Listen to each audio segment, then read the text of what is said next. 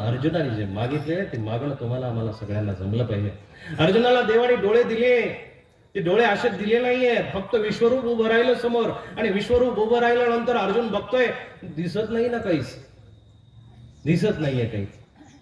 गवरा गवरा झाला, इकडे तिकडे बघायला लागला की माझा देव गायब कुठं झाला, त्याचे फक्त पाय दिसतात आणि पायापासून वरती गेलेला. भीत त्याला कृष्ण म्हणत होते, यादव म्हणत होतो, रडायला लागला. स गदगदम भीत भीत प्रणम्य, गदगदीत झालेला आहे अर्जुन. आणि अर्जुन भीत गदगदित होऊन भीत भीत घाबरत घाबरत प्रणाम करतो. प्रणाम करून देवाला काकुळती येतं.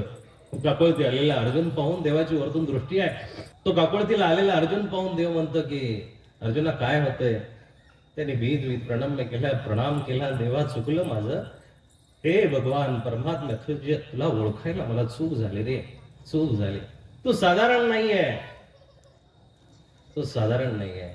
प्रभो मैं अमित दोषों से भरा हूं, नजर नीची कर तेरे आगे खड़ा हूं. जो पूंजी थी संचित वो आया लुटा कर, क्षमा कर प्रभु मेरे मुझको क्षमा कर. रडायला लागला अर्जुन, रडतोय आणि रडता रडता ते देवाला म्हणतोय, देवा माझं चुकलं, मी तुला गवळी समजत होतो, माझा मित्र समजत होतो, माझा सखा समजत होतो, जवळचा समजत होतो, काही ना काहीतरी माझं चुकलं रे बाबा, देवा चुकलं माझं. रडायला लागला. त्या बाळाचं रडणं बघून देवाला पण बरं वाटेना, पण तो आता विश्वरूपामध्ये समाविष्ट झालेला होता. मग अर्जुनाला देव म्हणतो माग, आणि मग अर्जुन म्हणतो दादा मी ते दिव्य चक्षु, देवा तुला आता मला द्यावे लागतील, तू मला दिव्य चक्षु दे, तुला बघण्यासाठी मला एक नजर द्यावी लागेल. ती नजर माझ्याकडे नाहीये, ती नजर जर तू मला दिली ना, ती नजर जर प्राप्त झाली, मला खऱ्या अर्थानं मला तुला बघता येईल, तू काय आहेस हे समजता येईल. आणि ते जर माझ्याजवळ जर आलं तर तुझं माझं नातं थोडस जवळ येऊन जाईल, तुझं माझं नातं जवळ येईल. तुम्हाला देवाला मागता आलं पाहिजे.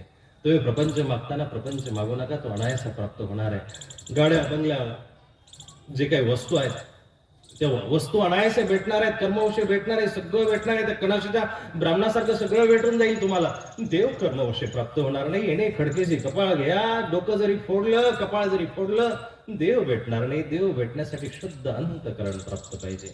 शुद्ध अंतःकरण असणं गरजेचं आहे. आणि त्याला प्राप्त करण्यासाठी डोळ्यातून सकाळ संध्याकाळ 2 धारा जरी पडल्या, सर्वात मोठा अभिषेक होऊन तो तुम्हाला प्राप्त होऊ शकतो. अर्जुनाने देवाला विनंती केली, देवा दिव्य चक्षु दे. दिव्य चक्षु अर्जुनाला दिले आणि तो देव प्रसन्न झालेला आहे. हे प्रसन्नतेचं मागणं तुम्हाला जर जमलं ना, महादेवा भक्तांनी मागितलेलं आहे ते मागणं तुम्हाला जमलं पाहिजे. लीळा चरित्र वाचत असताना ह्या ज्या काही हिरे आहेत ना, ह्या हिऱ्यांना उचला. पूर्ण चरित्र तुमच्या पाठ नसलं तरी चालेल, पूर्ण लीळा तुम्हाला समजल्या नाही तरी चालेल, पूर्ण चरित्र तुमच्या लक्षात आलं नाही तरी चालेल, एक श्लोक, एक सूत्र, एक लीळा जरी तुम्ही उचलली ना, तुमच्या जीवनाची नौका पहिलं पार गेल्याशिवाय राहणार. येणारच आहे, मरण कधी ना कधी प्राप्त होणारच आहे. पण तुझी मांडी हा लकी ड्रॉ आहे. ती मांडी जर परत प्राप्त होणार नसेल तर आत्ता मला मृत्यू दे. मृत्यूला भली भली माणसं घाबरतात, हगमूत एकत्र करतात, लघवी एकत्र करतात, पण महादेव भक्त म्हणतात की तुझ्या मांडीची उशी नशिबी परत मिळणार नाही मला, ती आता भेटणार आहे, तर दे. हे मागणं तुम्हाला जमलं पाहिजे ना. सद्गुरू वामनराव पैंनी जे मागितले ते मागणं तुम्हाला आम्हाला जमलं पाहिजे. हे ईश्वरा तू सर्वांना चांगली बुद्धी आणि आरोग्य दे, सर्वांना सुखात आनंदात ऐश्वर्यात ठेव, सर्वांचं भला कर, कल्याण कर, रक्षण कर, आणि तुझे गोड नाम मुखात अखंड राहू दे. किती सुंदर मागणं आहे हो. तुमच्या आमच्यासारखं मागणं नाही. नोकरी लागू दे, पोरगं होऊ दे, घरदार व्यवस्थित होऊ दे, सून चांगली भेटू दे, माझ्या नोकरीचं प्रमोशन होऊ दे, पैसे चांगले भेटू दे, श्रीमंत होऊ दे, गडगंज होऊ दे, टॅक्स वाचू दे, काय काय मागणं आहे हो. आमच्या पाठीमागं डॉक्टर साहेब बसलेले आहेत. या लोकांचं खऱ्या अर्थानं मागणं आहे की तुम्ही बरे झाले पाहिजे. सर्वे भवन्तु सुखिनः सर्वे सन्तु निरामया. एका डॉक्टरचं मागणं फी वगैरे जे असेल ते 3ऱ्या पायदानावरती आहे, 2ऱ्या पायदानावरती निदान आहे, आणि 3ऱ्या पायरीवरती जे असेल ते तुमची निरामयता आहे, म्हणजे तुम्ही निरोगी राहा. एक डॉक्टर खऱ्या अर्थानं जर सेवा करत असेल तर ह्या पद्धतीने त्याची सेवा झाली पाहिजे. सद्गुरू वामनराव पैंनी जे मागितले ते सुंदर मागणं आहे. ते मागणं तुम्हाला आम्हाला जमलं पाहिजे. मीराबाई आजारी पडली, फणफणून ताप आहे, आणि ताप आल्यानंतर राजाने अनेक डॉक्टर बोलवले, वैद्य बोलवल्यानंतर मीरेचा ताप जाईना. शेवटी राजा आला. राजा आल्यानंतर म्हणतो की मीरे, अगं कुठून वैद्य आणायचा, कुठून डॉक्टर आणायचं, तू बरी व्हायचं नाव घेत नाहीये, काय करावं. तेव्हा मीरा सगद्गदित अंतकरणाने ते डोळे भरून त्या राजाकडे पाहते आणि त्यावेळेस तिला म्हणते, राजाला म्हणते की कुंवरजी महाराज, मीरा की पीर तब मिटे जब बैद सावरिया होय. माझा डॉक्टर जर भगवान गोपाल कृष्ण असेल तर मी खऱ्या अर्थानं बरी होईल. हे मागणं तुम्हाला आम्हाला जमलं पाहिजे ना. अर्जुन देवाला दिव्य दृष्टी मागतो, ती दिव्य दृष्टी तुम्ही मागा. गीतेला मागायला शिका. पुढच्या वर्षी दर्शनाचा योग आला तर परत आपण बसू, परत बोलू, परत तुम्हाला पुढचं सांगेल. किती श्लोक सुद्धा सांगितलेले नाही. थोडे थोडे असे महत्वाचे जे श्लोक आहे ना, ते तुम्ही पाठ करा.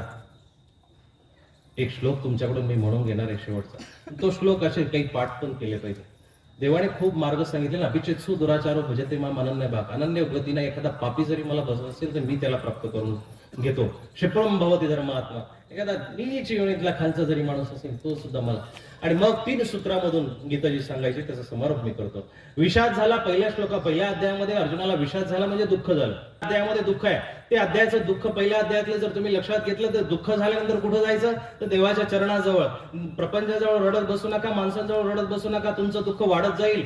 स्टोरीला जर तुम्ही सॅड इमोजीस ठेवल्या तर लोक आणखी रडायचेच इमोजी तुम्हाला पाठवतील. जग यदवत आहे तद्वत आहे, तुमच्यासारखंच आहे. संसारामध्ये जे आपल्याला सगळं करावं लागतंय तेही माझं एक वेगळं 1 तासाचं ते प्रवचन आहे. यत करोशी यदस्नाशी. जे तुम्हाला करायचंय ते प्रसन्न हृदयाने करा, चांगल्यापणे करा. स्वयंपाक बनवत असताना प्रसन्न राहा ना. यत करोशी देवाचं सूत्र आहे की जे तुम्ही करता ते मला अर्पण करा. मग त्याच्यामध्ये तुम्ही स्वयंपाक करताय, झाडू मारताय, घराची सेवा करताय, नवऱ्याची सेवा करताय, टिफन बनवून देताय, लेकरा बाळांचे तुम्ही कपडे धुताय, प्रसन्न अंतकरणाने करा. करावं लागणारच आहे. आपण त्याच्यामध्ये पडलेलोच आहे, करावं लागणारच आहे. एक सासू सुनेला म्हटली की सुनबाई तू दुसऱ्या घरून आलेली आहे, मनमोकळेपणाने राहते, ले स्वतःच्या मनाप्रमाणे करते, हे काय तुझ्या बापाचं घर नाही, नीट राहत जा. ती सुनई भली काय जे असेल XYZ, ती म्हटली सासूबाई तुम्ही नीट राहत जा, हे काही तुमच्याही बापाचं घर नाहीये, तुम्ही आनंदात राहा. मी जशी परकी आले तसे तुम्ही परके आहात. राहायचंच आहे तर आनंदाने राहायला काय हरकत आहे. आनंदाने राहा, आनंदाने देवधर्म करा. तुमचा धर्म खऱ्या अर्थानं सिद्धीला गेला पाहिजे. पटकन 1 मिनिटामध्ये मी तुम्हाला 18 अध्यायाचं तत्व सांगतो की आपल्या अध्यायामधून, प्रत्येक अध्यायामधून आपल्याला मागता आलं पाहिजे. ते मागणं असं की पहिल्या अध्यायामधून देवा माझा विषाद घाला, माझं दुःख घाल. दुसऱ्या अध्यायामधून तुम्हाला ज्ञानीर्भव सांख्ययोग आहे म्हणजे मला ज्ञान दे. एवढं जरी तुम्ही घेऊन गेले ना, 1 तासाचं घेऊन जाऊ नका, पण एवढंच घेऊन जा. काय की दुसऱ्या अध्यायामधून देवा मला ज्ञान दे. या ददाचरते श्रेष्ठ सतत देव तरोजन. जे गुरु लोक असतील, मोठी माणसं असतील, त्यांच्या मागे जाण्याची मला प्रेरणा दे. माणसं दिसतात रस्त्यामध्ये, एखादा साधू दिसला की माणसं तोंड वळून घेतात. अहो जगाच्या पाठीवरती संताशिवाय तुम्हाला पर्याय नाहीये. आता तुम्ही कृपावंत साधू संत जीवलग हितते करा माझे भारोजे पाया. संतांच्या पायाजवळ जा, नम्र व्हा, तेव्हा देव भेटणार आहे. अर्जुन एवढा बलाढ्य होता तरी तो देवाजवळ गेला म्हणून त्याला देव प्राप्त झाला. दुसऱ्या अध्यायामधून तुम्हाला ज्ञानाचा आविष्कार मागायचा आहे. तिसऱ्या अध्यायामधून तुम्हाला कर्म मागता आलं पाहिजे, कर्मण्येव अधिकार असते. चौथ्या अध्यायामधून तुम्हाला ज्ञानयुक्त कर्म मागता आलं पाहिजे.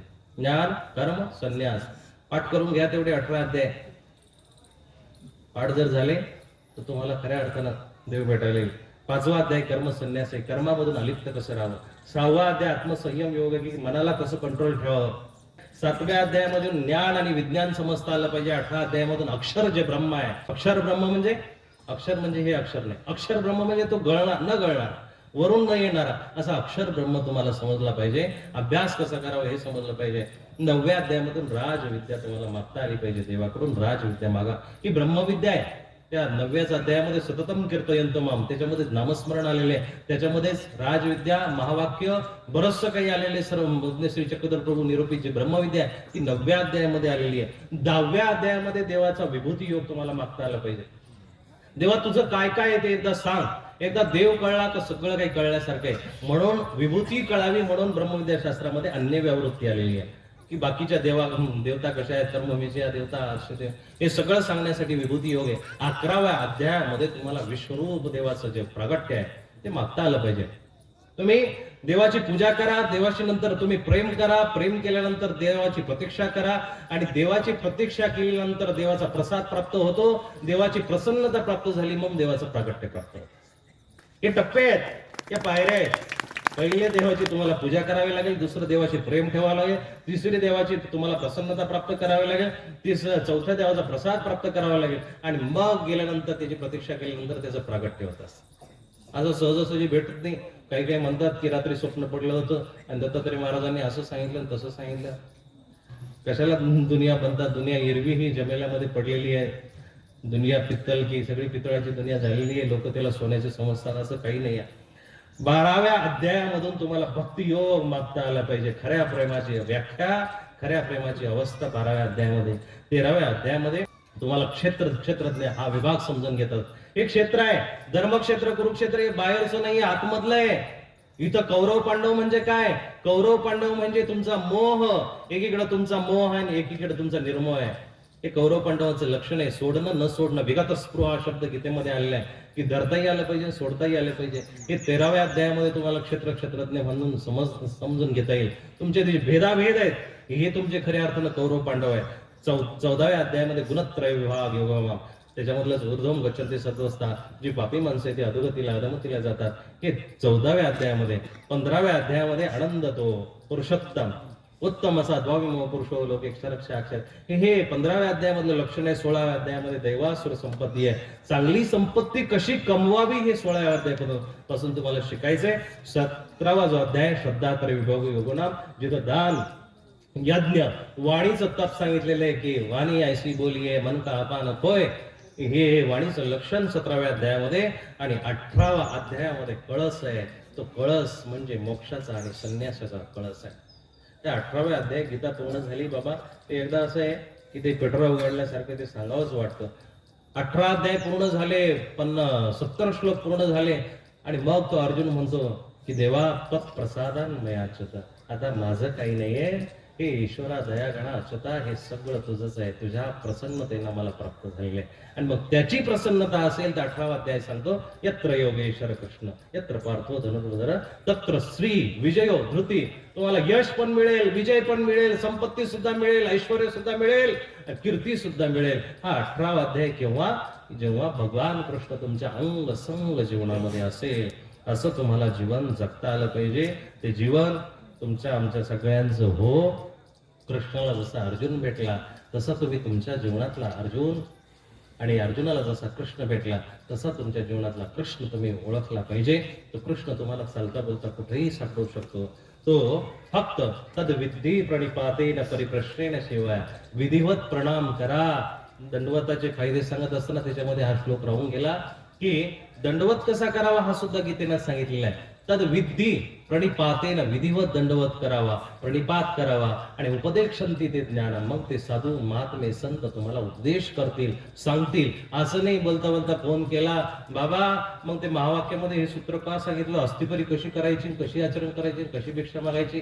पोरखेळ नाहीये, शास्त्राला पोरखेळ समजू नका.